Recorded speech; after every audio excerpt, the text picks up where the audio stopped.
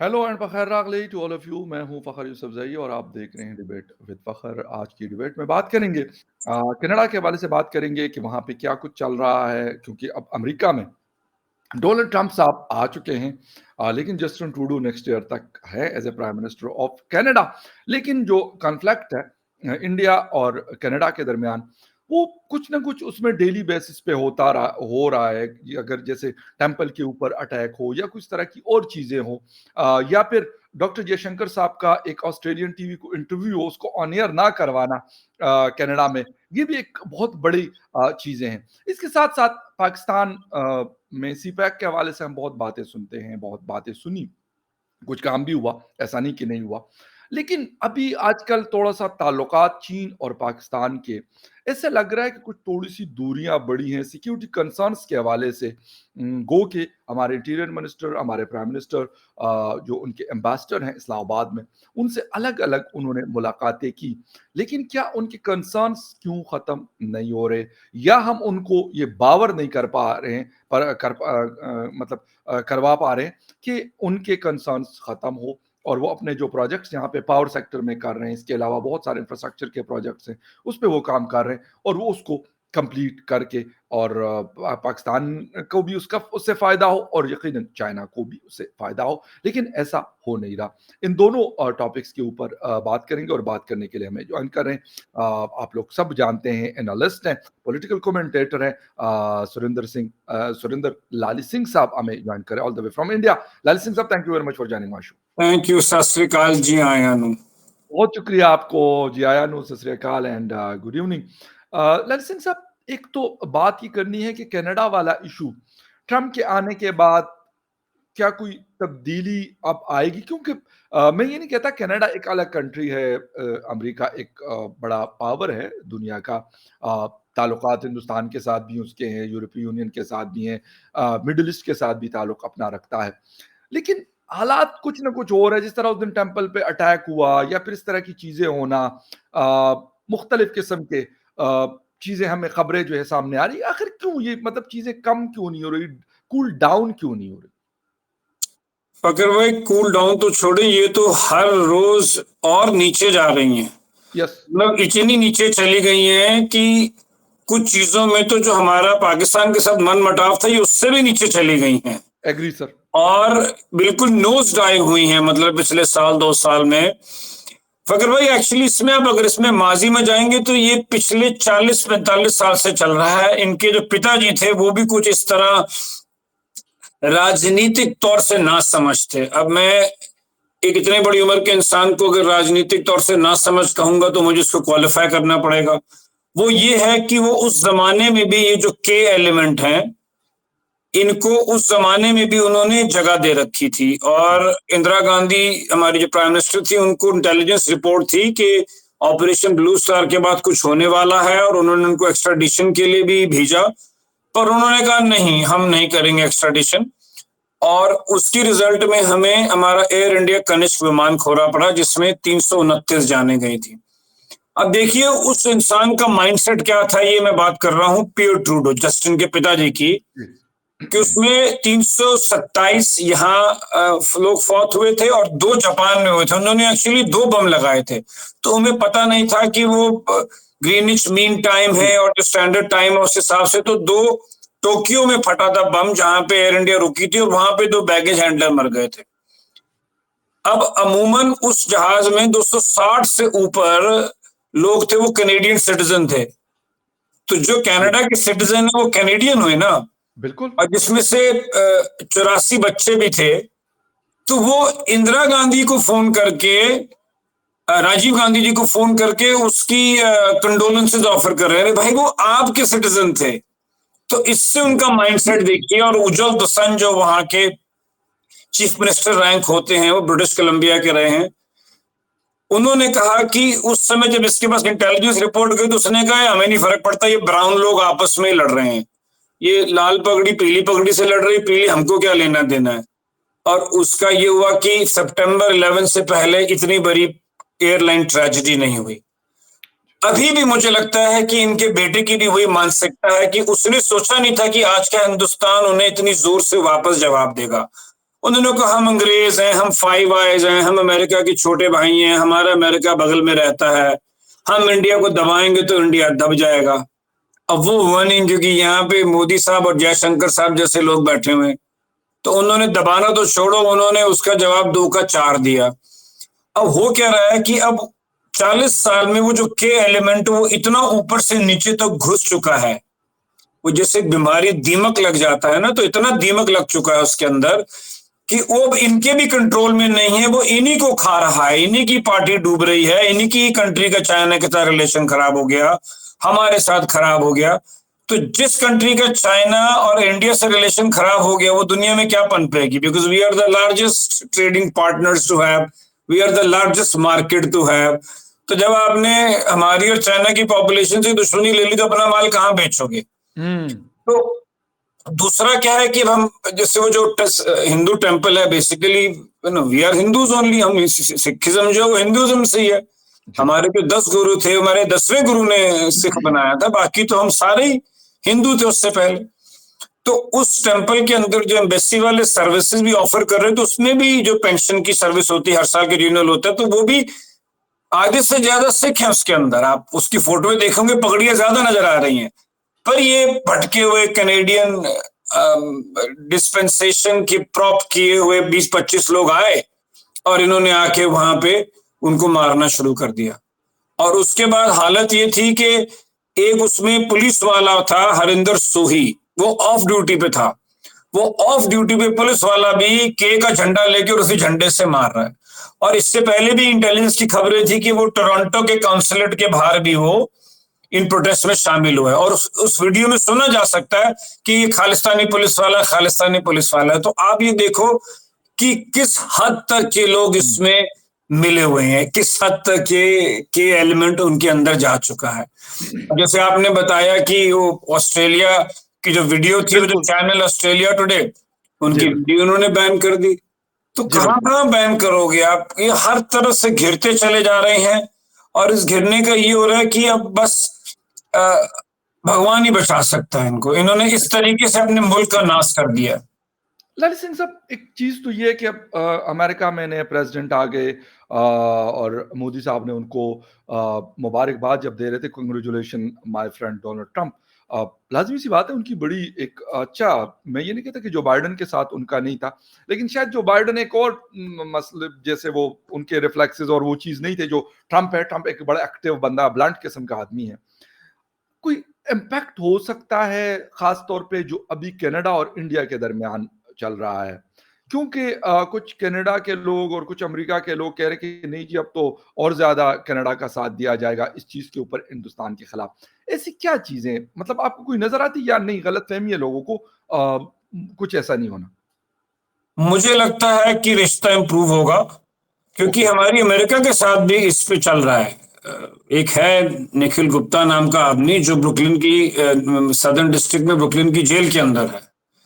तो मुझे लगता है कि देखिए, अब इसको थोड़ा सा मैं खोल के बात करता हूँ। जी जी, अमेरिका और चाइना की आपस में नहीं बनती, इन दोनों चौधरियों का टकराव है। बिल्कुल है सर। अमेरिका को अगर उसको काउंटर करना है तो आप बताइए, बिना इंडिया के कर सकता है वो इंडो पैसिफिक में? नहीं सर। हमारी पॉलिटिशियंस, हमारे मोदी साहब और इतने मचोड़ हैं कि हमने डेमोक्रेट्स और रिपब्लिकन दोनों से रिश्ते बना के रखे हैं।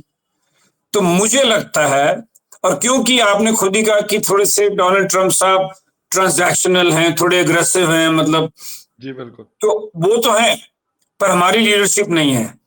हमारी लीडरशिप, हमारे पंजाबी में कहते हैं, ठंडी करके खाती है, गर्म नहीं खाती। आप देखो जयशंकर साहब के भी, मोदी साहब के कभी फालतू बयान नहीं आते, बहुत सोच समझ के नाप तोल के बात करते हैं। और मुझे लगता है कि इसमें रिलेशन इंप्रूव ही होगा, क्योंकि कनाडा अमेरिका से बाहर थोड़े ना जा सकता है, फाइव आइज का मेंबर है। और अमेरिका और कनाडा का दुनिया में सबसे बड़ा लीस्ट गार्डेड बॉर्डर है। तो उसका छोटा भाई समझो, तो जब बड़े भाई के साथ हमारे इतने अच्छे रिश्ते हैं, तो छोटा तो वलीमे में अपने आप ही आएगा ना साथ में। सही सही सही सही। अच्छा, सुरेंद्र सिंह साहब, एक चीज ये होती है कि इस वक्त अगर हम ये चीज देखते हैं, मैं पाकिस्तान और चीन के उस पर भी आ रहा हूँ, लेकिन क्योंकि चीन का इंडिया के साथ मसला, चीन का अमेरिका के साथ मसला, अमेरिका का रशिया के साथ मसला, एक बड़ा अजीब किस्म का। और ये अगर मैं ये कह दूं कि इंडिया, चाइना, रशिया और अमेरिका, चार बड़ी पावर्स हम कह सकते हैं इनको, इकोनॉमी के हवाले से भी कह सकते हैं और मिलिट्री के हवाले से भी कह सकते हैं। बड़ा मतलब चेंज हुआ है लास्ट अगर 10 to 20 ईयर्स की अगर बात करें तो बहुत सारा कुछ हुआ। ऐसा भी हो सकता है कि चीन, पाकिस्तान, रशिया, इंडिया, ये एक मतलब जिसे कहते हैं कि बन तो सकते हैं, ऐसा तो नहीं, नामुमकिन तो कोई चीज नहीं है, इम्पॉसिबल। लेकिन ऐसी कोई पॉसिबिलिटी है कि मतलब हालात यहाँ पे संभल जाएं और हम कहें कि नहीं ठीक है जी, अमेरिका के साथ सबके ताल्लुकात होंगे, अमेरिका के साथ किसी ने जंग नहीं करनी, न करनी चाहिए, बट ये कि आपस में अगर इनका जिस तरीके से ब्रिक्स है या एससीओ है, वहां पे है इकोनॉमिक एक ब्लॉक्स बने हुए हैं, तो मजीद इसको इम्प्रूव किया जा सकता हो। फखर साहब, ये ना हिंदुस्तान में जो 80s में फिल्में होती थी ना, उसमें सब एंड में ठीक हो जाता था, पोएटिक जस्टिस कहते हैं उसको, हैप्पी एंडिंग। कि ये जो जो तो उसमें एंड में हैप्पी एंड। अब क्या है कि अब आप देखो ओटीटी पे भी अब वो पोएटिक जस्टिस है, वो सबको ठीक नहीं, अब कहते हैं जैसा है ठीक है, मतलब कोई शादीशुदा है वो भी ठीक है, कोई विडो है वो भी है, तो अब वो नहीं है। तो मुझे लगता है कि होने को तो सब हो सकता है, पर मुझे मुश्किल लगता है। और आपने एक और बात, जिन कंट्रियों के नाम गिने सारे न्यूक्लियर पावर्स हैं। एग्जैक्टली। पर अब ये है कि मुझे लगता है क्योंकि कोल्ड वॉर का बहुत बड़ा बैगेज पिछला है, वो आप जानते ही हैं। ये बिल्कुल ट्रू। अब उस कोल्ड वॉर के अंदर मैं इसको कहता हूं कोल्ड वॉर 2.0। अब इसमें नया तड़का लग गया है चाइना का, क्योंकि इस जमाने में चाइना इतना रेलेवेंट नहीं था। ये सारी लड़ाई capitalism versus socialism slash communism की थी। जी अब क्या है कि अब इसमें चाइना का तड़का लग गया है।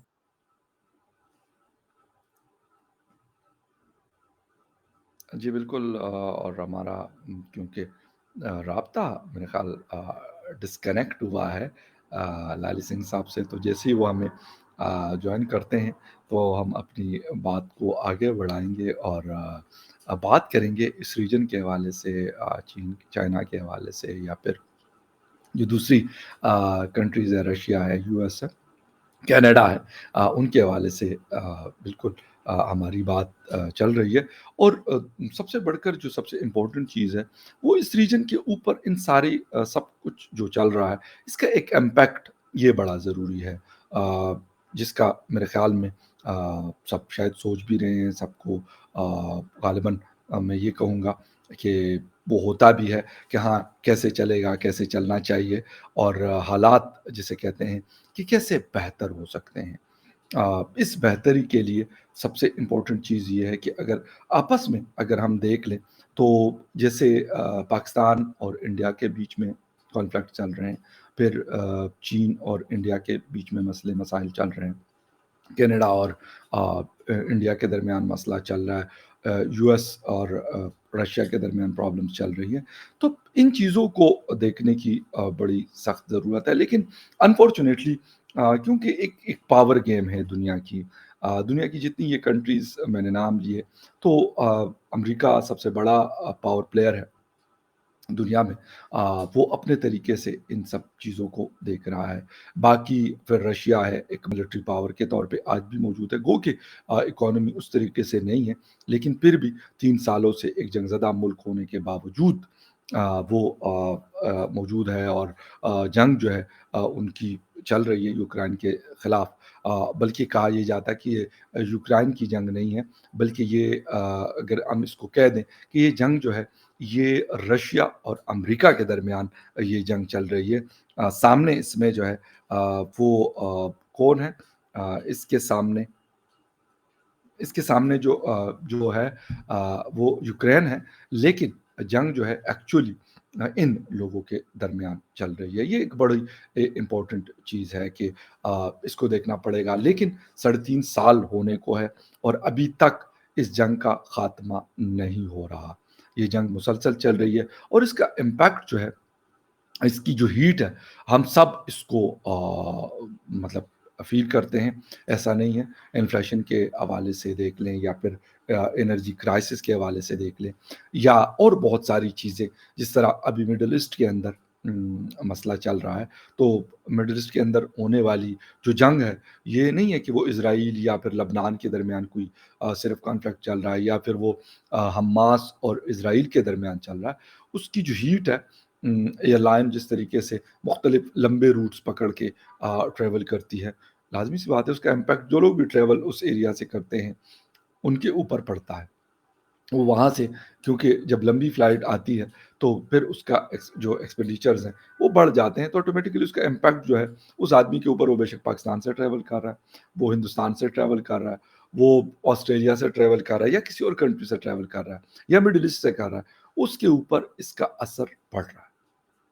तो इसी वजह से, लेकिन अनफॉर्चुनेटली दुनिया में अभी तक फर्स्ट वर्ल्ड वॉर हुई, सेकंड वर्ल्ड वॉर हुई और उससे लेके अभी तक जितनी भी छोटी-बड़ी जंगें हुई, अब यूक्रेन वॉर चल रही है, इससे पहले अफ़गानिस्तान वॉर चली, मिडल ईस्ट के अंदर जिस तरह मतलब सीरिया, इराक, लीबिया, ऐसी बड़ी-बड़ी जंगें चलती रही अनफॉर्चुनेटली, और जिसमें हज़ारों लाखों इंसानों की जानें गई।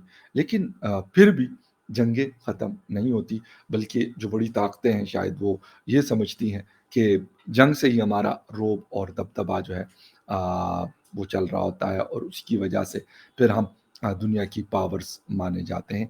ये चीज़ें ऐसी हैं कि इसकी वजह से फिर मसले मसाइल हो रहे हैं, और उसकी वजह से मैंने आपको बताया कि जैसे दुनिया के ऊपर इसका असर जो है वो पड़ रहा है। इसी वजह से अगर हम देख लें, इंडिया की अगर बात कर लें या फिर चीन की बात कर लें, तो ये इकोनॉमी के ऊपर इन्होंने अपना बड़ा एक ज़ोर दिया। अपनी इकोनॉमीज़ को इन्होंने बहुत अच्छा किया। लेकिन इकोनॉमीज़ के साथ-साथ क्या ये दुनिया की इस तरह के जो कॉन्फ्लिक्ट्स हैं, उसके अंदर कोई अपना रोल प्ले कर सकते हैं, ये बहुत अहम है। अभी तक क्योंकि इंडिया ने यूक्रेन और रशिया वॉर की कोशिश की, ईरान और सऊदी अरेबिया की वॉर की अगर हम बात करें, तो सऊदी अरेबिया चाइना ने उसको जैसे काफ़ी हद तक उन चीज़ों को ख़त्म किया और ताल्लुकात में काफ़ी बेहतरी आई है। एक-दूसरे के यहाँ आना-जाना शुरू हुआ है, फ़ॉरेन मिनिस्टर लेवल के, बाकी बड़े लेवल के लोगों का आना-जाना, सऊदी अरेबिया का मतलब तेहरान में, और तेहरान का जो है ईरान का रियाद में और जद्दा में ये लोग गए हैं। इसी तरीके से बात हम अगर करें, तो एक तो ये है कि जैसे कि चाइना चाइना की अगर हम बात करते हैं, तो चाइना के पाकिस्तान के साथ अच्छे ताल्लुकात हैं, रहे हैं। बहुत सारे जगहों पे पाकिस्तान को उन्होंने हेल्प किया है, पाकिस्तान का हाथ पकड़ा है, जो भी हम उसको कह दें। लोग कहते हैं जी ये उनका ये था, वो था, जो भी है, वो एक अलग बहस उस पे हो सकती है, बट उन्होंने किया। आजकल ताल्लुकात हमारे और उनके दरमियान जब हम देखते हैं, तो शायद उस तरीके से नहीं चल रहे हैं, जैसा कि होने चाहिए। उसमें काफ़ी सर्दमहरी है, काफ़ी कंसर्न चाइना जो है वो शो करता है। हमारे इंटीरियर मिनिस्टर ने मुलाकात की उनके एम्बेसडर से, हमारे प्राइम मिनिस्टर ने विज़िट किया और चीन के एम्बेसडर से बात की, और जो कराची में वाक़या हुआ था उसके ऊपर उन्होंने बातचीत की। लेकिन एक्चुअल जो चीज़ मुझे जो नज़र आ रही है, वो ये है कि अगर हम ये बात करें कि अ, उनके जो कंसर्न्स हैं, वो जेन्युइन हैं। उनके लोग अगर अटैक्ड होते हैं, तो उन्होंने क्वेश्चन करना है, उन्होंने बात करनी है। वो प्राइम मिनिस्टर साहब से हो, वो इंटीरियर मिनिस्टर से हो, वो डिफेंस मिनिस्टर से हो, वो आर्मी चीफ से हो। ये बातें उन्होंने करनी है और वो कर रहे होते हैं। अनफॉर्चुनेटली अभी तक हालात उस तरीके से नहीं है कि इस तरह के वाक़यात को हम कहें कि ये रुक जाएँ या कम हो जाएँ या बंद हो जाएँ। अनफॉर्चुनेटली ऐसा फ़िलहाल नहीं हो रहा, जिसकी वजह से जो जो प्रॉब्लम्स हैं, वो बढ़ रही हैं, और चाइना दिन-ब-दिन पाकिस्तान के ऊपर जो प्रेशर है उसको बिल्ड अप कर रहा है। वो प्रेशर पाकिस्तान के ऊपर ऐसा नहीं है, अगर किसी को ये बात लगती है कि वो प्रेशर पाकिस्तान के ऊपर नहीं है, बहुत सारा प्रेशर है पाकिस्तान के ऊपर इन चीज़ों का। इस वजह से पाकिस्तान के प्राइम मिनिस्टर को जब भी हम देखते हैं या बाकी हमारे जो लोग हैं, उनकी मुलाकातें होती रहती हैं, और वो शायद ये बावर करवाना चाहते हैं कि यार किसी तरीके से चाइना और पाकिस्तान के जो बीच मसाइल हैं, वो थोड़ा-सा बेहतर हो। लेकिन अनफॉर्च्यूनेटली फ़िलहाल ऐसी कोई चीज़ नज़र नहीं आ रही। शायद आगे जाकर अगर हो, तो कोई पता नहीं है। लेकिन फ़िलहाल चाइना के जो कंसर्न्स हैं, वो हैं। और मैं ये कहूँगा कि वो हमसे जो गिले-शिकवे कर रहे हैं, गालिबन उसके अंदर बहुत सारी चीज़ें ऐसी हैं जो सही हैं, सच हैं। और वो कहते हैं कि अगर आप हमारे लोगों को प्रोटेक्ट नहीं कर सकते, तो भई आप हमें बता दें कि हम खुद इनको प्रोटेक्ट करने की कोशिश करें। हालाँकि वो एक अलग बहुत बड़ा इश्यू है कि अगर ऐसी कोई चीज़ होती है कि पाकिस्तान उनको अलाउ करता है कि आप आकर ये सारा कुछ करें, तो फिर एक अलग प्रॉब्लम क्रिएट हो सकती है। ऐसी प्रॉब्लम्स पहले भी क्रिएट हो चुकी हैं, ऐसा नहीं कि नहीं हुई। तो ये पाकिस्तान के लिए बहुत बड़ा मैटर ऑफ कंसर्न है। इसको हमें देखना देखना पड़ेगा। देख तो शायद हम रहे हैं, लेकिन अनफॉर्च्यूनेटली हम उस तरीके से इन चीज़ों को गालिबन रोक नहीं पा रहे हैं, जिस तरीके से होनी चाहिए। और इस वजह से चाइना जब भी हम बात करते हैं उनसे कि भई ये वाला प्रोजेक्ट, ये वाला प्रोजेक्ट, तो वो उनका एक ही मतलब उनकी एक ही बात होती है कि भई आप हमारे लोगों को प्रोटेक्ट नहीं कर रहे हैं। और जब तक आप हमारे लोगों को प्रॉपर प्रोटेक्शन नहीं देंगे, तो फिर हमारे लिए कुछ भी करना काफ़ी एक मुश्किल सिचुएशन है। प्राइम मिनिस्टर साहब मेरे ख़्याल में उनको बावर कराने की कोशिश तो करते हैं, लेकिन पता नहीं क्यों कुछ ऐसे इंसिडेंट्स फिर हो जाते हैं, जिस तरह अभी रिसेंटली कराची में हुआ। उसकी वजह से फिर वो चाइना अगर थोड़ा-सा उनके माइंड में से वो चीज़ निकली होती है, तो दोबारा एंटर हो जाती है। फिर हमें ये भी फ़िक्र है कि यार सीपैक चल रहा है, उसका क्या करेंगे? एक बड़ा जिसे कहते हैं कि बड़ा जेन्युइन एक मैटर ऑफ कंसर्न चाइना का भी है, लेकिन पाकिस्तान को भी बहुत सारी चीज़ों की शायद ज़रूरत है। जिसकी वजह से अगर वो चीज़ें ना हो, तो पाकिस्तान के लिए भी मसले-मसाइल जो हैं वो बढ़ सकते हैं। और मैं ये कहूँ कि पाकिस्तान को अगर आगे बढ़ना है, तो उसके लिए इस तरह की चीज़ों को स्पेशली अपनी इकोनॉमी को भी देखना पड़ेगा। इकोनॉमी के साथ-साथ अपनी सिक्योरिटी की सिचुएशन को भी, बीएलए हो या टीटीपी हो, चाइनीज़ के ऊपर या पाकिस्तानी फ़ोर्सेस के ऊपर कोई भी हमला करे, नुकसान बहरहाल पाकिस्तान का हो रहा है और शायद आगे भी होता रहेगा अनफॉर्च्यूनेटली। फ़िलहाल कोशिश तो शायद पाकिस्तान की गवर्नमेंट कर रही है, लेकिन वो नताइज नहीं आ रहे। और जब तक वो कहते हैं ना एक्शन लाउडर देन वर्ड, जब तक एक्शंस नहीं होंगे और प्रॉपरली उनको इस तरह के इंसिडेंट हम रोक नहीं पाएँगे, हमारे इदारे नहीं रोक पाएँगे, तो फिर उनको यकीन दिलाना या उनका यकीन करना, मेरा नहीं ख़्याल कि ऐसा कुछ होगा या वो इन चीज़ों का यकीन करेंगे। ये अनफॉर्च्यूनेट है कि ये सिलसिला चल रहा है और बाकी दुनिया अ, में इंडिया आ रहा है, ईरान कनेक्ट हो रहा है, चीन अफ़गानिस्तान के साथ कनेक्टिविटी दे रहा है। लेकिन हम अभी भी पॉलिटिकल इंस्टेबिलिटीज़, इकोनॉमिक इंस्टेबिलिटीज़, सिक्योरिटी की जिसे कहते हैं कि क्रिटिकल सिचुएशन से आज भी गुज़र रहे हैं। ख़ैर एनीवे फिर मुलाकात होगी लाली सिंह साहब का, क्योंकि राब्ता शायद नहीं हुआ। आई डोंट नो कि क्या प्रॉब्लम हुई, मैंने उनको मैसेज भी किया बट वो हमारे साथ उनकी कनेक्टिविटी दोबारा नहीं हुई।